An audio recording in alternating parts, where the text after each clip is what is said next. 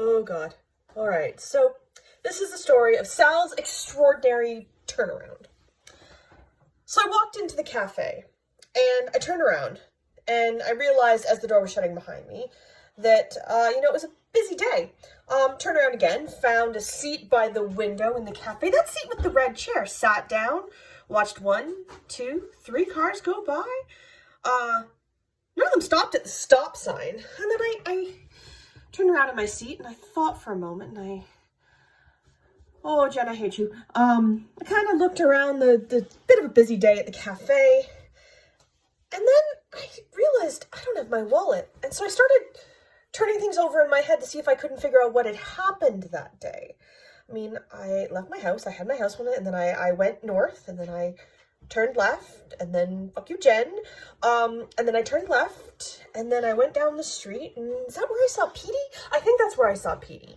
And then I turned again, and that's when I ended up at the park with those squirrels. Goddamn squirrels, so many squirrels. Is that where I saw the old lady? And I was sitting there and she was like, Sal! And I'm like, I don't know you. And she's like, you've known me forever. How's that job you hate? And I'm like, how'd you know I hate my job? And she's like, oh, honey, I've known you forever. I know you hate your job, but I think things will get better. And I went, really? And she went, yeah, absolutely. And I was like, wow, that's a really sweet old lady. And she's kind of hot. But no, I didn't say she was kind of hot. I don't remember. And, this is really hard. So, old lady, she goes, you hate your job. I'm like, yeah. And she's like, don't you worry. Things are gonna turn around. And I'm like, okay, but what do you mean? And I turn around to look at her and she's gone. And I got up to leave and chase one of those friggin' squirrels. And that's when I realized my pockets are lighter. I don't have my wallet. Where the hell did my wallet go? Then I get a text message from my boss, Joey. And Joey goes, Sal, where are you? And I'm like, oh my God, but Joey, it's my day off. Like, no, buddy, no. I'm tired of the evening shifts. No, I'm not coming in. He's like, no, meet me at the Red Chair Cafe. We gotta talk. I'm like, okay. And I felt my pants again and I went, but you're buying. And he went, no problem. So then I went to the Red Chair Cafe and that's how I ended up where this whole thing starts. And Joey comes in and sits down and goes, Sal, how are you doing, buddy? And I'm like, I don't have my wallet. It's been a day. And Sal goes, well, I wanted to let you know, old man Whitner retires Wednesday. And I'm like, really? Wednesday? Retires Wednesday? Tomorrow? Well, that's real quick. And the boss said he had to do it. He's taking over from him like you. And he's like, yeah. I'm like, that's great. But who's taking over for you? And he's like, who do you think? And I'm like, well, James.